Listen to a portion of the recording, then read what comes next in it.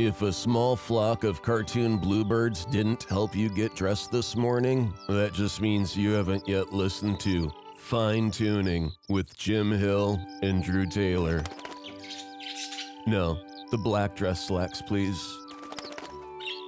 Thank you. And now, Jim Hill. Welcome to Fine Tuning with Drew Taylor, your one-stop shop when it comes to animation news and commentary.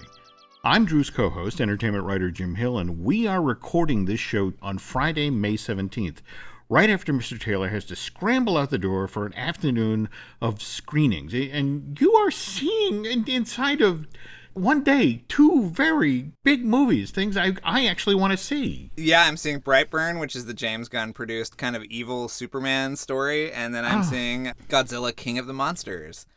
So I'm very excited about both. And then I'm seeing Aladdin tomorrow, so we'll have a lot to talk about on the show.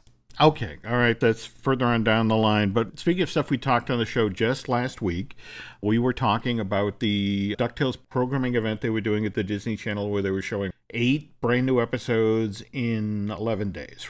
Have you seen the Duck Knight Returns? No, not yet. Tell me about it. I mean, this thing redefines meta. There's so much of this show that nods to the Dark Knight trilogy. Who do they get for Alistair Borswan's voice but Edgar Wright? That is funny. That it gets even more meta. I mean, they have Jim Cummings to voice Darkwing, only he's the actor who's played Darkwing in the previous television series. And so Jim Cummings is voicing Jim Starling. Okay. He ends up upset that he finds out he's at a signing of a sofa store, doing a guest appearance and ribbon cutting, that they're making a Darkwing movie. It's trending worldwide. And so he goes to where they're shooting the movie, which of course is McDuck Studios, which the logo is basically the Walt Disney Animation Studios logo, but in the Mickey pose is Scrooge. And by the way, you have to use your connections through. Evidently, the crew on the show actually made T-shirts for this episode with this logo. Oh my God, I'm going to ask about that for sure. What makes this episode a must-see is that if you've ever watched the original Darkwing Duck as part of the Disney Afternoon block, there's so many things they get right. For example, at one point, you're looking at a Darkwing Duck comic, and they actually brought in Mike Peraza, who does the Darkwing Duck comic, to do these panels that you see. In fact, they even let Mike sign them. Wow.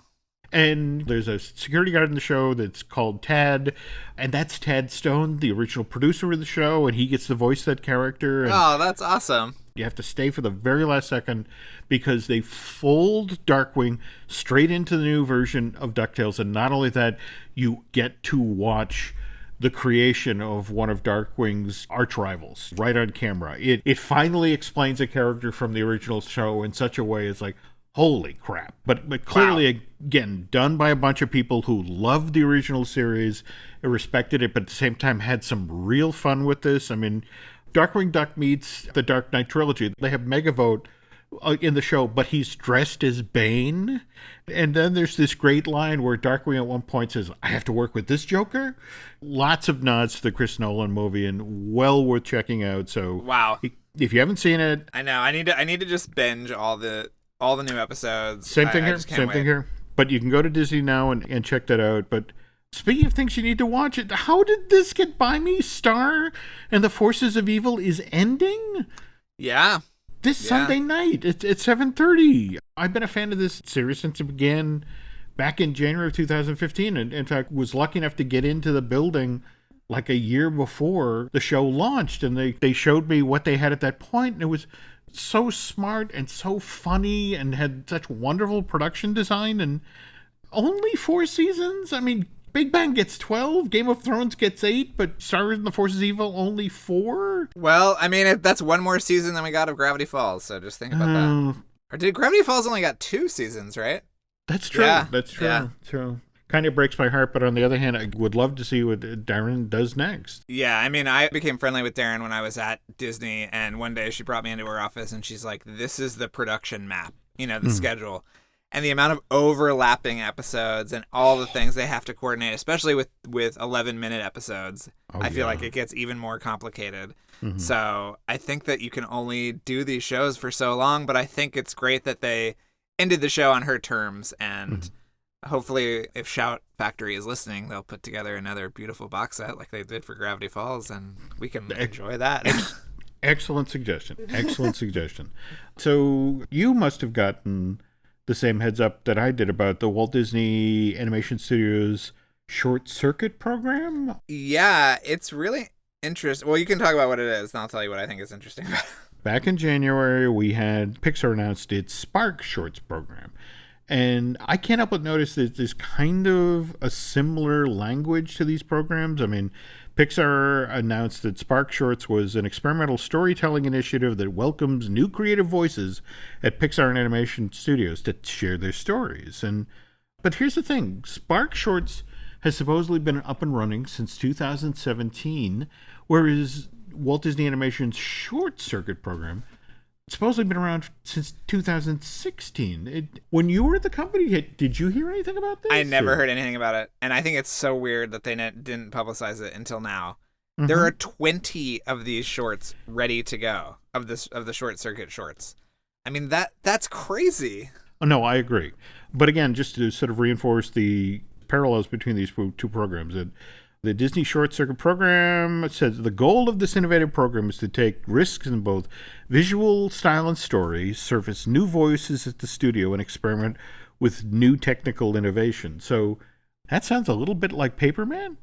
Yes. Look, I love that Marlon West, who for years has been doing amazing effects work, is getting a shot at telling his own story. Likewise, Becky Brisset, co-head of animation on Frozen 2, kind of intriguing that these stories will only be 2 minutes long, but like you said, 20 shorts ready to go. It's crazy. Downside, if you want to sample these things before supposedly they'll start bubbling up on Disney Plus in spring of 2020. Right. But if you want to check these things out earlier, you can fly over to France next month for Annecy, the Annecy International Animation Festival, which is running from June 10th through June 15th. And I'd love to go, Jim. I would love to go.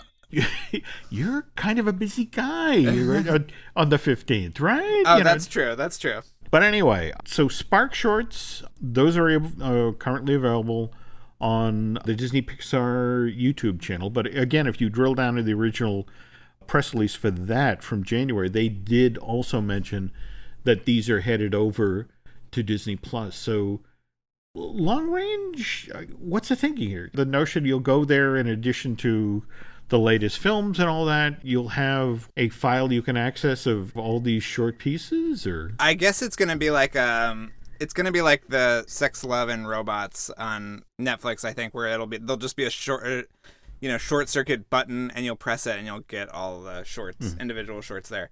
My question is, are they going to put some stuff in there that maybe hasn't made it out previously? Like Glago's Guest could maybe make it there? All I've ever seen of that was the 30-second clip that sort of bubbled up online. And yeah, I mean, that's one of my animation great white whales. I want to see that thing. Right. Here, Disney's debuting this at Annecy, but for the opening ceremony, remember that Warner Brothers Looney Tunes program that got announced last June? Yes. They're also going to be in France at Annecy with their shorts. In fact, I'd heard that. Supposed to be featured in the opening ceremony. On the other hand, as opposed to the 20 shorts for Disney, remember, Drew, when this was announced, it was 1,000 minutes of stuff that would be released digitally. I forget the exact digital, channel. Mobile, and broadcast. There we go. And that's 16 hours and 40 minutes of animation. Right. And this is supposed to be something they're doing every year. Well, the other thing is, we haven't talked about, we don't know who's doing it. The way they described it, it's a cartoonist-driven approach to storytelling. Okay. But what does that mean? I'm hoping that this is going to be sort of the modern take on how, A Chuck Jones version of Daffy Duck is different than, say, a Bob Clampett version of Daffy. Yeah, I'd really love to see some great individual takes on these characters. And also, it's worth noting here that in addition to the opening ceremony, where they're going to be showing a couple of shorts, Warner Brothers Animation on Wednesday, June 12th, at Annecy will be doing a full-blown presentation about their Looney Tune cartoon initiative. And if any of our listeners are there and want to share stories, we'd love to hear about it. I guess Marlon is going to be riding herd on the Frozen 2 presentation and, again, are talking about a lot of the challenges they faced with this Disney sequel. Did you know that I saw Marlon? I went to a Beastie Boys thing at the Egyptian a few months ago, and he was there because he did the animation. I don't know if you remember the Beastie Boys Shadrach video. It was kind of painted over. God, that's right. And he did that. He did that video, and he came and spoke. So it was really interesting. He's a legend as far as I'm concerned. Oh, no, definitely. In fact, also BB's Kids, didn't he? Yes, yep. All right, well, while we're talking about Warner's, just this morning they announced they were adding some new voices to the Scoob cast, and this is that Shaggy meets Scooby origin story that Warner Brothers Animation has in the works. It's virtually a year from today. It's out in theaters on May 15, 2020. But we got, Mark Wahlberg, who's joined the cast, the voice cast as the voice of the Blue Falcon, who was the human companion of Dynomutt, character that debuted in the sort of Scooby franchise in 76, 77 as part of the Scooby-Doo Dynomutt Hour. And bringing in Jason Isaacs to voice Dick Dastardly. Yeah, especially because somebody else had been cast as Dick Dastardly before this. And I forget who, but they're no longer. I mean, Jason Isaacs is replacing somebody. Interesting. Yeah. All right, we'll have to poke at that a bit. I love his work. I mean, I'm sure a lot of people know him from Lucius Malfoy and the Harry Potter series, or for that matter, the work he did during the first season of Star Trek Discovery. But have you ever seen that live-action Peter Pan that Universal put out in 2003? Where I really like that movie. Same thing here. I love that film. And his George Darling Captain Hook is amazing. Yeah. It's worth the price of admission all by itself. Well, I guess as long as we're talking about Universal and Hanna-Barbera stuff, did you ever get on the fantastic world of Hanna-Barbera at Universal? I never did, but it seems like Scoob is going to have a bunch of characters from other Hanna-Barbera properties. So maybe this will be, if anybody's been on that ride, maybe they'll give you a little hint as to what Scoob is going to be. But I've watched videos of it. It seems really cool. Oh, it was. And it came to the market in sort of the same window of time that we got Star Tours, that debuted in a Disney park in 87 but didn't open at the studios till 90, and same year that we got A Fantastic World at Universal.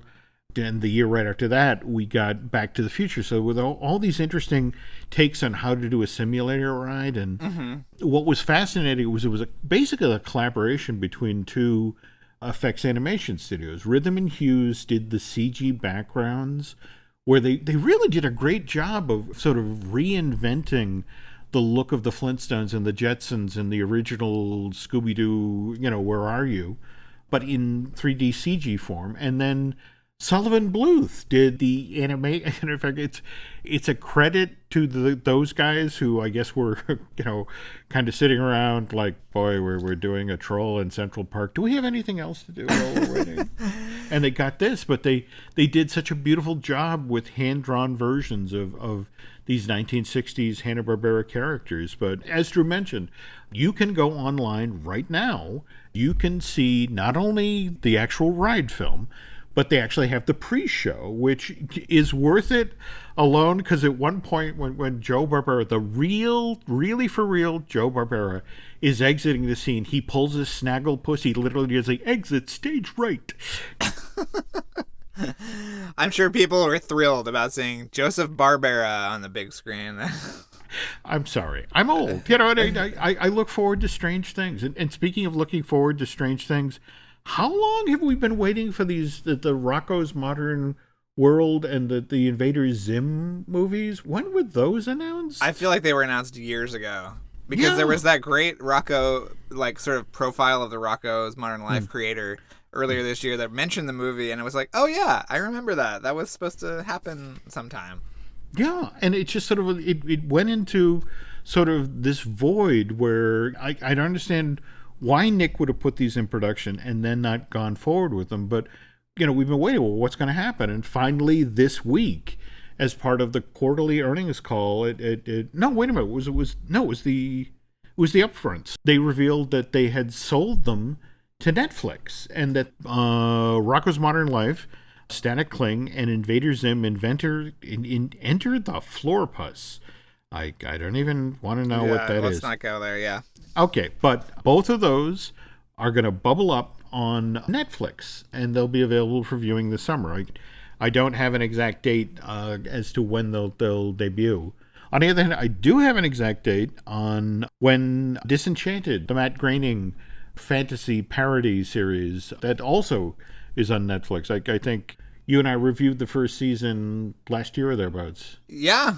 Are you excited to watch it again? There were episodes I liked. I felt like a lot of animated shows, it got better as it went along.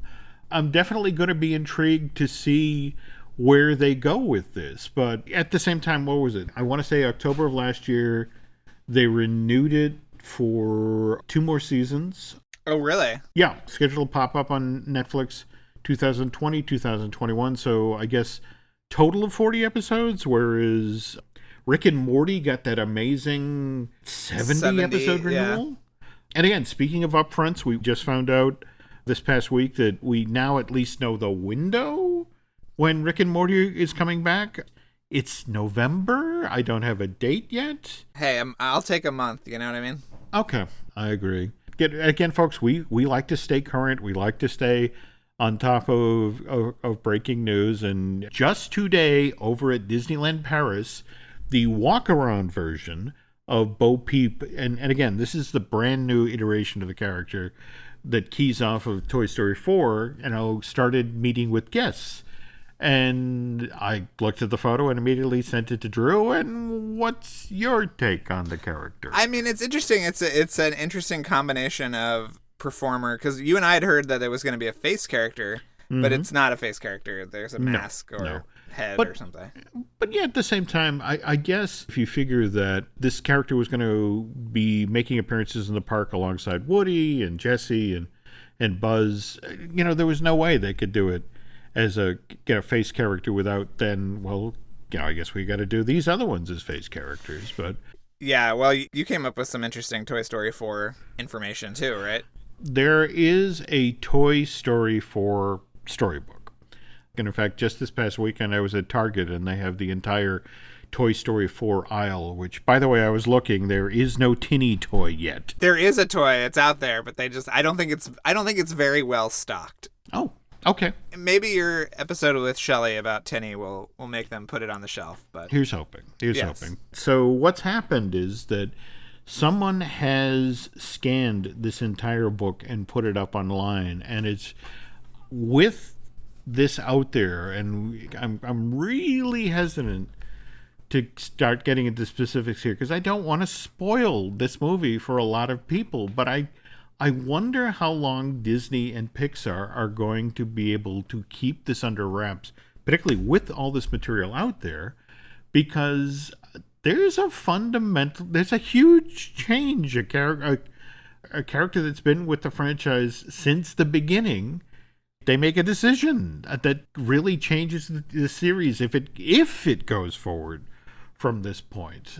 If I were working in Parks and Resort and I had spent millions upon millions of dollars building a Toy Story land, I would be a little concerned about this. But then again, let's face it, the one that's in Orlando, that's set at a time when Woody, Buzz, Jesse, what's set in Indy's backyard? It's when he owns these toys. So I guess that will forever be that moment.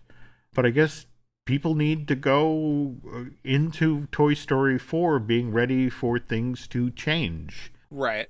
I guess that's all we can safely say at this point. Speaking of things that change, we've got the live-action version of Mulan coming out in March of next year. And when Drew and I get back from our commercial break, we're going to talk about what one of the big changes for that film. You don't technically need this car. You say that out loud to yourself. You say, I have no space. You say, I'm just looking. Then you click. Then you zoom in on photo number 87 and whisper, oh no. Then you text a friend, the one who always enables you. You say to yourself, this is the last one, knowing it is not. You don't need this car. But maybe, just maybe, this car needs you. Bring a trailer. It's never just a car. Running a business comes with a lot of what-ifs. But luckily, there's a simple answer to them. Shopify. It's the commerce platform behind millions of businesses, including Thrive Cosmetics and Momofuku. And it'll help you with everything you need. From website design and marketing to boosting sales and expanding operations, Shopify can get the job done and make your dream a reality. Turn those what-ifs into... Sign up for your $1 per month trial at shopify.com/special offer.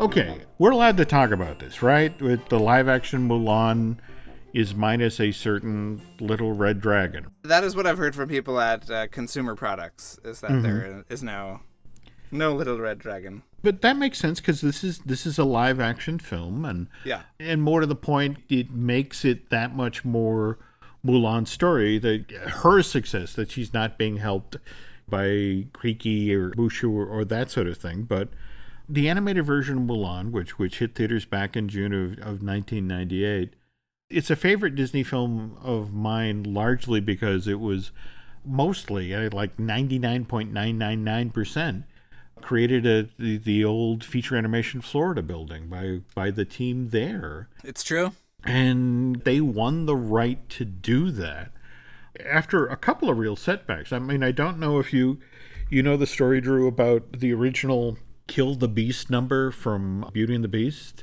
I don't know about the original. I know that Florida did a lot of that sequence. Yeah, well, but the thing is that, and nobody knows how this happened, but sometime when you have some free time, cue up Beauty and the Beast and watch the Belle number. What a puzzle to the rest of us is Belle, and watch the villagers, and then jump to the Kill the Beast number, and it's like, boy, the people in this village's look has changed significantly. Feature Animation Florida got Kill the Beast number, and nobody to this day knows what happens, whether they got an older set of model sheets or whatever the deal was. But when they started cutting together the movie, when they started, Florida started forwarding the footage to Burbank, and it's like, what the hell's going on? These don't look like the same villagers. And it's like, well, we're working off the reference material they gave us, and they had to do this last-minute fix on the sequence and go in and really retool the look of things. And it was kind of a sore point. It's like, well, I don't know as we can trust you guys if you to work on our features, if you can't deliver stuff that's consistent with what we're doing out here in Burbank. So that largely drove the decision of what chunk of Lion King they got to do. They got to do Just Can't Wait to Be King. And the thinking was, well, that whole part of the movie is so stylized. If they can't deliver a consistent look that's consistent with us, it's not going to matter because it's a stylized, musical number. But that was such a breakout hit portion of the film.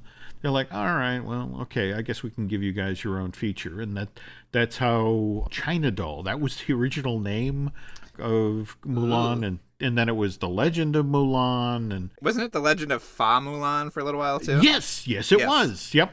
They kept looking around for a title for this one, but was lucky enough back in the days when the Disney Institute would do animation symposiums. They did this wonderful presentation where June Foray came out and talked about all the years she'd worked for Disney and how she did the voice of the Grandma Fa. But they told all these great stories about working on the movie. How, for example, one of the original storylines of the film was that Mulan and Shang, they had been betrothed since they were children. And so there was this really awkward dinner number where this was the first time the kids, they had met since they were children. And, the families were getting ready to plan this wedding, and Mulan and Shang just did not get along, and a big embarrassing dinner. And the irony is that, jump forward into the story, she's impersonating a male soldier, and she and Shang become good, close friends when they're soldiers together in the army. And the movie is bookended by the wedding banquet where now they become friends and they become lovers. But again, it was one of these things where it's like, live action film, this scene works. In animation, it doesn't. So right. It gets tossed out. And speaking of things that work in animation, one of the things that's most impressive out of Mulan is the fight on the mountainside, the Hun charge. For my money, that's the first time Disney ever did something where they brought in CG into a traditionally animated film where it worked. I mean, that crowds, yeah. Yeah. Oh, when those crowds come over the hill, it's not like Hercules or for that matter Hunchback, where you look at these crowds and they pull you out of the movie because they clearly don't fit with the traditional animation. Where here it's just like, this is a great scene, but they only had 2 weeks to pull together the tests to sell the studio on, this is what we want to do. And they did it. Now mind you, the crew for this movie was so dedicated. I remember the Bancroft brothers talking about how these are all very, very young people at the start of their careers who signed on to be part of the studio in Florida, and how you'd be walking around the building at 1 o'clock in the morning and there'd still be people there animating. And it's like, go home, or at least get a shower. They were in Florida, Jim. What else were they supposed to be doing? You know what I mean? Very true. I hope that some of these ideas that fell by the wayside get revisited for the live action film. Like, for example, there's this wonderful shot where Mulan has learned that Shan Yu and like the 5 surviving members of his Hun party have somehow infiltrated the Imperial Palace. And they do that, the equivalent of a crane shot where they pull up over the crowd. When you're looking at the sea of people with like 5 and 6 different Chinese dragons dancing through the crowd. And that was actually supposed to be a key point of the story, that Mulan had found out that not only had they infiltrated the palace, but they had done it under the guise of a Chinese dragon. But the notion is, when you pulled up the shot and showed, well, there's 5 of them, how is she going to figure out which one is, the one they're in? And it's just, and at this point it was like, you're in the climax portion of the story and it's like, we are running for the curtain. We don't need an extra complication here. We can't continue to, the idea was she was going to run through the crowd and tear out the costumes off of 3 and 4 of the other Chinese dragons, but she was too late. The one had made it on the stage and they'd snagged the emperor. Another plot complication that fell by the wayside was, at one point there was a character called Bo Gun who was actually supposed to have sold out the emperor and the Chinese empire to the Huns, and that plot thread stayed for so long that they put so much time and effort into designing the character that when it came time to cut it, it's like, but we love this character design. So what they did is, he obviously spent much of the time having frowny faces because he's the villain, and they made him smile, and they then turned the character into Shang's dad, General Bao. Oh, wow. Now, as they're working on Mulan in Florida, Lion King comes out, and you got to remember, middle of that summer, there was suddenly that controversy about, what's the thing with the petals and in the air, and do they spell sex? Do they spell SFX? To pay tribute to the special effects department. And so here's Mulan with its skinny dipping scene. And it's sort of like, okay, and the studio got so nervous about it because they figured that if they can sneak in the word sex, somebody who's animating the skinny dipping scene is going to slip in a penis.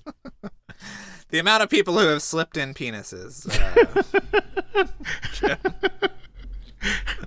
I'm not doing that joke.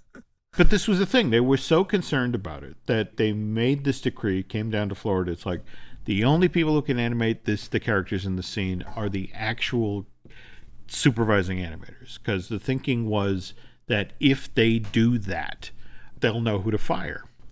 And then after that, there were all of these conversations about, we have to make sure that whether it's Ling, that she's not touching Mulan inappropriately. And they spent hours upon hours trying to figure that. In fact, it's interesting to talk about that because the other scene in this movie where they had endless discussions about how to stage it and how far was too far was the scene where Mulan enters the camp for the first time. Because it was like, this was going to be where you showed how truly gross men are.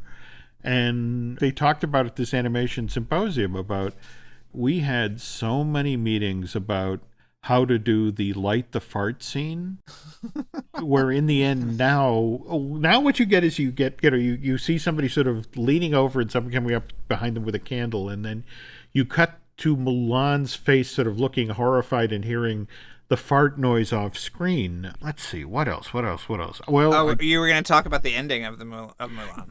Well, yeah, that again, the Gang of Three, Yao and Ping and the like.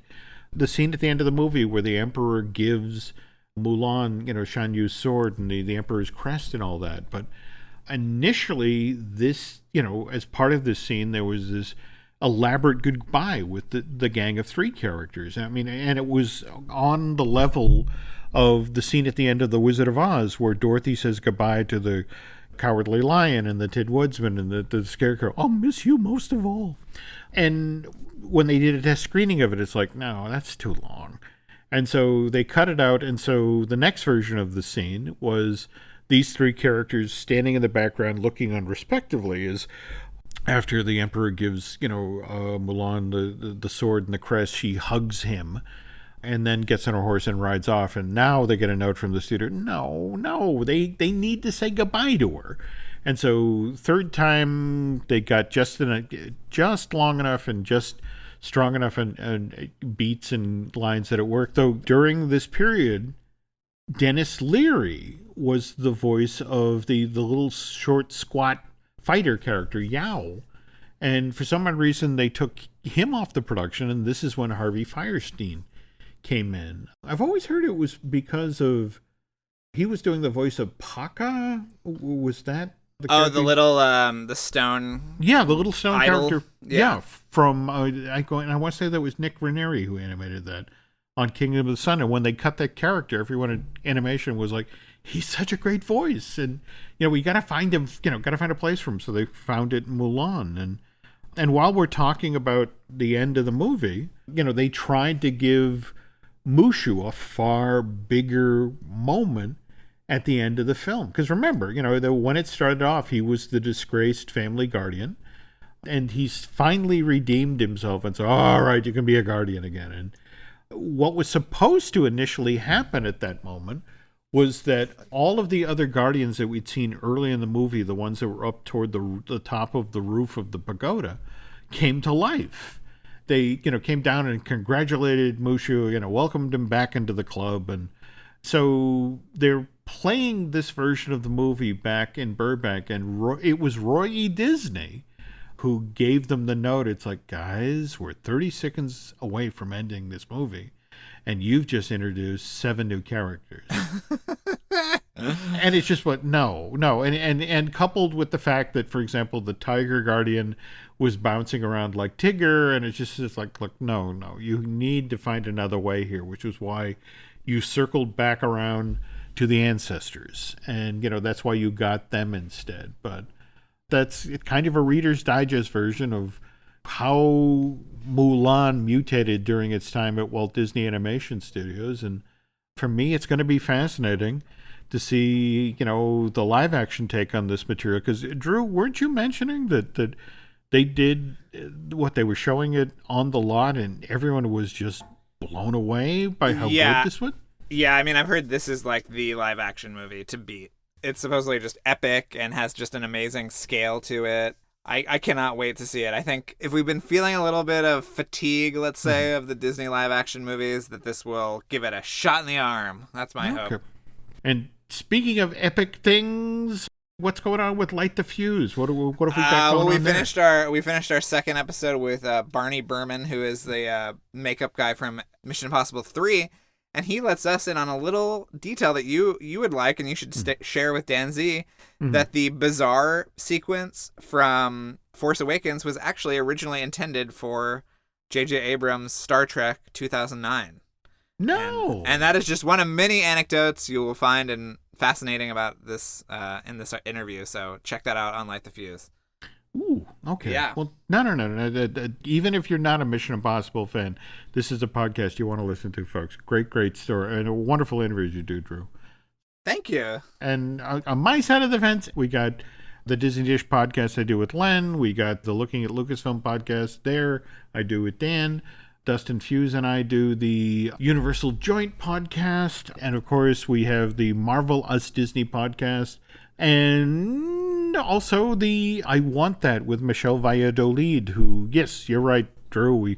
We'll talk on the next podcast about all of the Toy Story 4 toys and why I can't find a tinny toy. But until then, folks, head over to iTunes and rate and recommend our show. That would be incredibly helpful. And again, if you really like what we do here, heading over to Bandcamp and subscribing, that would be a very good idea. I think so. All right. Well, until then, thanks for listening, folks, and we'll be back soon. Be sure to tune in again for another fine episode of Fine Tuning with Jim Hill and Drew Taylor.